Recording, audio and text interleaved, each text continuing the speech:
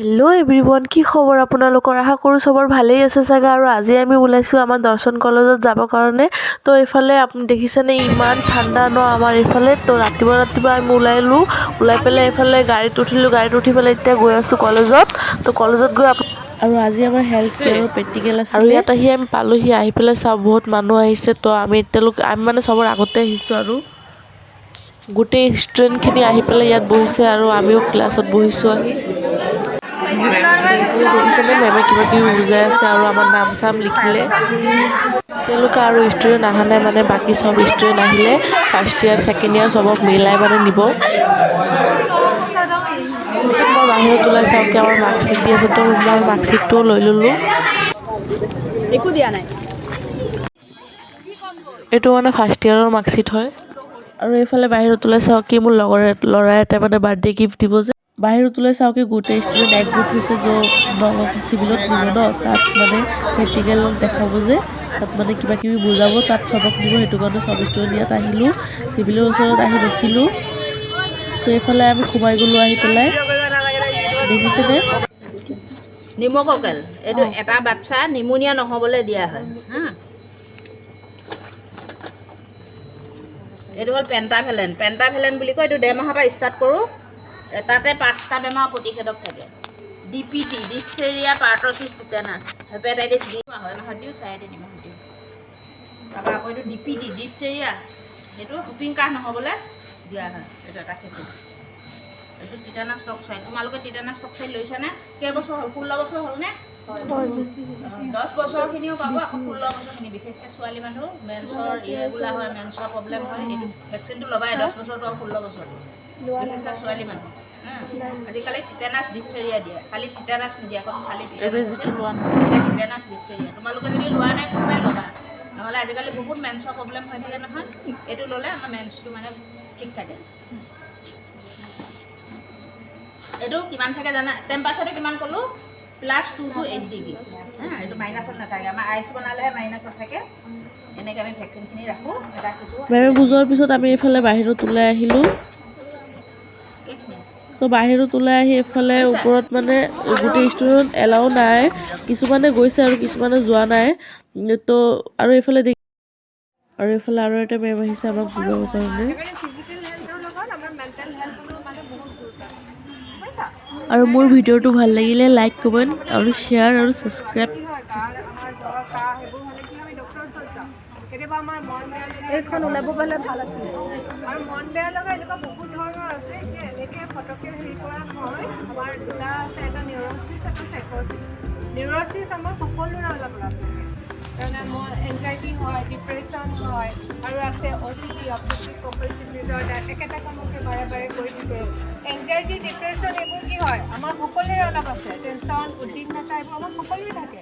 কিন্তু আমাৰ যেতিয়া ৰেগুলাৰ ডে টু ডে এক্টিভিটিত হেম্পাৰ হ'ব, যে আমি আমাৰ ৰেগুলাৰ কাম কৰাত আমাৰ অসুবিধা হ'ব, তেতিয়া কি হ'ব? সেইটো ডিছঅৰ্ডাৰ হ'ব। আৰু ডিপ্ৰেশ্যন কি হয়? মন বেয়া আমাৰ সকলোৰে লাগে। ডিপ্ৰেশ্যন বাঢ়ি গৈ এনেকুৱা হ'ব যে তোমাৰ আমি ছুইচাইডেল থটছ আহিব। মই মৰিম ভাব আহিব, নিজকে হপলেছনেছ লাগিব, ৱৰ্থলেছনেছ লাগিব, বুজা কি হ'ব, মই জীয়াই থাকিব বিচাৰিম, এনেকুৱা ফিল হয়। আজিকালি এনেকুৱা দেখিছা যে কোনোবাই মাৰ্কছ কম পোৱাৰ কাৰণে ক্লাছত, বা কোনোবা কিবা প্ৰেমজনিত কাৰণত, বা মাক দেউতাকে বা টিচাৰে কিবা কোৱা কাৰণত এনেকুৱা ধৰণৰ ছুইচাইডেল ঘটনা দেখিছা? মানে চিটুৱেশ্যনটোৰ লগত আমি কপ আপ কৰিব নোৱাৰোঁ। সেইবোৰ তেনেকুৱা বহুত ধৰণৰ আছে। আৰু আছে চিজোফ্ৰেনিয়া, যিবোৰ ৰাস্তাত ঘূৰি ফুৰে দেখিছা? যাৰ ইনচাইড কেপাচিটি নাথাকে, নিজে কথা পাতি থাকে। দেখিছা ৰাস্তাত কিছুমান পেচেণ্ট, তেওঁলোকৰ ইনচাইড কেপাচিটিটো নাথাকে। তেওঁলোকে নিজে কথা পাতি থাকিব, নিজে হাঁহি থাকিব, তেওঁলোকৰ ডিলিউজন থাকিব, আকৌ অডিটৰী হেলুচিনেশ্যন থাকিব, কাণত কোনোবাই কথা কৈ থকা শুনি পাব, যিটো আমি নুশুনো। তাহাঁতে সেইটোৰ ওপৰত ৰেছপণ্ড দি থাকে। তেওঁলোকৰ মানে ইনচাইড কেপাচিটি নাথাকে, আৰু সেইখিনি চিজোফ্ৰেনিয়া বুলি কোৱা যায়। আৰু সেইখিনিক সদায় কি হয়? আমি মেডিচিন দিব লাগে। আৰু যিখিনি নিউৰ'চিছ সেইখিনি আমাৰ কাউন্সেলিঙৰ ফলতো ভাল হয়, আৰু যিখিনি কাউন্সেলিঙত ভাল নহয়, যাক দৰকাৰ আৰু তাকহে মেডিচিন দিব লগা হয়। আৰু যিখিনি মানে তোমাৰ এনেকুৱা পেচেণ্ট হয় তাৰ মেক্সিমাম চিমটমছ হ'ল টোপনিটো মানে কমি আহে গাইছ আপোনালোকে ব্লগটো বহুত ভালকৈ চাব, কিন্তু এই ব্লগটোৰ ভিতৰত গোটেইখিনি ডক্টৰৰ মানে কথা কিবা জানিব পাৰিব বেমাৰ আজাৰৰ। গ'লে মানে কি হয় আমাক পাগল বুলি ভাবিব এনেকুৱা ষ্টিগমা আছে ন। আমাৰ যেনেকৈ শৰীৰৰ বেলেগ বেমাৰ থাকিব পাৰে, আমাৰ মগজুটোৰ যদি আমাৰ মগজুটোত কিছুমান কেমিকেল থাকে, চেৰ'টনিন, ডপামিন, এইবোৰৰ আপ ডাউনৰ ফলত আমাৰ এনেকুৱা বেমাৰ হয়। বহুত আছে কথা, তোমালোকে ইমান কম সময়ত নাপাবা, এনেকুৱা বেমাৰ হয়। কিন্তু সেইকাৰণে আৰু এইফালে মই ফটো এটা তুলিছোঁ, ফটোটো কেনেকুৱা হয় আপোনালোকে কমেণ্টত জনাব দেই। ৰাখিব পাৰিম, আমি মগজুটো ট্ৰিটমেণ্ট কৰিব লাগিব, হয় নহয়? আমাৰ মেমে কৈ আছে আমাৰ স্বাস্থ্যৰ বিষয়ে। আমি পঢ়াত মনোযোগ দিব পাৰিম। তেনেকুৱা কিছুমান বিহেভিয়াৰ থেৰাপি আছে, কগনিটিভ থেৰাপি, আমি বহুত ধৰণৰ থেৰাপি দিওঁ, যিখিনি মানে ষ্টুডেণ্টক বহুত দৰকাৰী। মানে তেওঁলোকে পঢ়াৰ প্ৰতি আগ্ৰহ বা কেনেকৈ মানে নিজৰ লাইফটো নতুন এটা, এতিয়া নতুনকৈ কোনোবা বিয়া হৈ গৈছে, এতিয়া তোমালোক কোনোবা হোষ্টেলত থাকিবা, কেনেকৈ ডে টু ডে এক্টিভিটিখিনি কৰিবা, কেনেকৈ পঢ়া শুনাটো আগুৱাই নিবা। আৰু কেতিয়াবা ডিপ্ৰেশ্যন, এনজাইটিবোৰ সকলোৰে হয়, কিন্তু সেইখিনি বস্তুৰ লগত আমি নিজকে কেনেকৈ কপ আপ কৰিম। এতিয়া ডিপ্ৰেশ্যন হ'ল বুলি মই মৰি যাম, এনজাইটি হ'ল বুলি মই কাম কৰিব নোৱাৰা হ'ম। আৰু কিছুমান পেচেণ্ট দেখিবা পৰীক্ষা হলতে মুখ ঘূৰাই পৰি যায়। হিষ্টেৰিয়া বুলি এটা বেমাৰ আছে, তাৰ যদি তুমি ফিজিকেল চিমটমছ বুলি চোৱা একো নাথাকে, মানে তেওঁলোকৰ যদি আমি টেষ্ট কৰোঁ একো ৰিপৰ্টত একো নাথাকে, কিন্তু তেওঁলোকৰ কি হয় সেইটো মানসিক এটা বেমাৰ ভিতৰৰ পৰা হয়, মানে ষ্ট্ৰেছটো তেওঁলোকে জমাই ৰাখে, তাৰ ফলত এইটো আউটবাৰ্ষ্ট হয়। এনেকুৱা বহুত ধৰণৰ অসুবিধা আছে। আৰু তেনেকুৱা যদি কিবা অসুবিধা তোমালোকে পোৱা ডক্টৰৰ ওচৰলৈ আহিবা, আমাৰ ওচৰলৈ আহিবা, তোমালোকক মেডিচিন দিয়া হ'ব, প্লাছ কাউন্সেলিঙৰ ওচৰত ভাল হৈ যাব। আৰু মানসিক ৰোগটো এনেকুৱা নহয় যে মানসিক ৰোগৰ ওচৰলৈ অকল পাগল পাগলী হৈ পাগল পাগলী হৈ যায়। আমাৰ বহুত ধৰণৰ সমস্যা আছে, যিখিনি তোমালোকে আমাৰ লগত কথা পাতিব পাৰিবা। আৰু এটা আমাৰ প্ৰগ্ৰাম আছে টেলিমানুছ বুলি, টেলিফোনিক কাউন্সেলিঙো হয়। যদি আমাৰ ওচৰত আহিব তোমালোকৰ অসুবিধা হৈছে, কাৰণ আমিতো এখন ডিষ্ট্ৰিক্টত আমাৰ দুটাই প'ষ্ট, চাইক'লজিত আমি দুটাই থাকোঁ, গম পাইছা? সেইকাৰণে প্ৰত্যেকৰ কাৰণে এভেইলেবল নহয়। এতিয়া টেলিফোনত যদি তোমালোকে বোলে শুনিব বিচাৰা, টেলিফোনিক এটা নাম্বাৰ আছে, তোমালোকে ধুনীয়াকৈ কথা পাতিব পাৰা, মই দি দিছোঁ।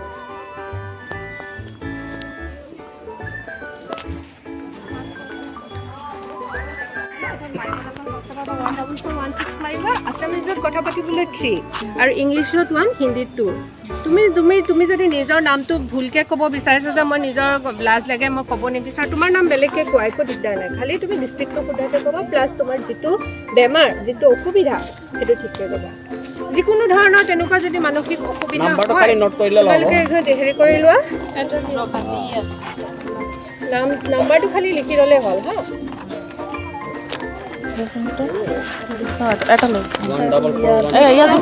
ফটো উঠাই দিয়া।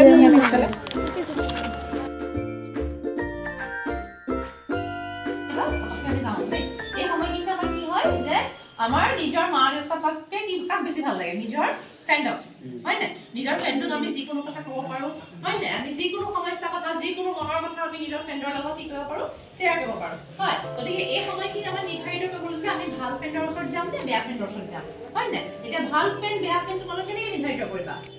সেইটো নিৰ্ধাৰিত কৰিব লাগিব নহয়, হয় নাই? তোমালোকে নিচাযুক্ত দ্ৰব্যৰ নাম শুনিছা, যিটো বলা কালে, হয় নাই? কোনে কোনে খোৱা হাত দাঙাচোন, চবেই খোৱা চাগে? আহি আছে চবেই খোৱা, দাঁত দেখিলে মই গম পাই যাম। মই নাখাওঁ, দাঁত দেখিলে গম পাম, চবেই খোৱা। মই নাখাওঁ মেম। ঠিক আছে, তাত চাফা। ঠিক আছে বাইদেউ, মই নাখাওঁ। এতিয়া এইবিলাক বস্তু কি হয়, সেইবিলাক বস্তুৰ পৰা আমাৰ কি হয়, ভিতৰৰ কিডনী, যক্ষ্মা, যকৃত এইবিলাকৰ উপৰিও লিভাৰ, কিডনী এইবিলাকৰ উপৰিও আমাৰ কি হৈ যায়, আমাৰ মেণ্টেল হেল্থৰ কথা ক'লে শুনি বাইদেউ, তাৰ লগে লগে মানে তেনেকুৱা ধৰণৰ প্ৰব্লেম কিছুমান আমাৰ কি হয় পোৱা যায়, হয় নাই? তাৰপিছতো কি হয়, আমি সেই সময়খিনিতে যেতিয়া আমাক কোনোবা এপ্ৰ'চ কৰে, আমি কি ক'ব লাগিব, কি শিকিব লাগিব, আমি না ক'ব শিকিব পাৰিব লাগিব, হয় নাই? আমি না ধন্যবাদ মই এইটো নলওঁ, হ'ব? এনেকুৱা ধৰণৰ আমি কিছুমান তেওঁলোকক ক'ব লাগিব, হয়নে? গতিকে আমাৰ নিচাযুক্ত দ্ৰব্যবিলাক আমি লওঁতে কেনেকুৱা ব্যক্তিগত, তাৰপিছতে আচৰণগত আৰু পাৰস্পৰিক। আৰু ব্যক্তিগত মানে কিন্তু কিছুমানৰ কি হয়, নিজৰ ভাল লাগে, খাই চাওঁ, এদিন খালে একো নহয়, এনেকুৱা, হয় নাই? কিছুমানৰ কি হয়, আনে আচৰণ, আনে হেৰি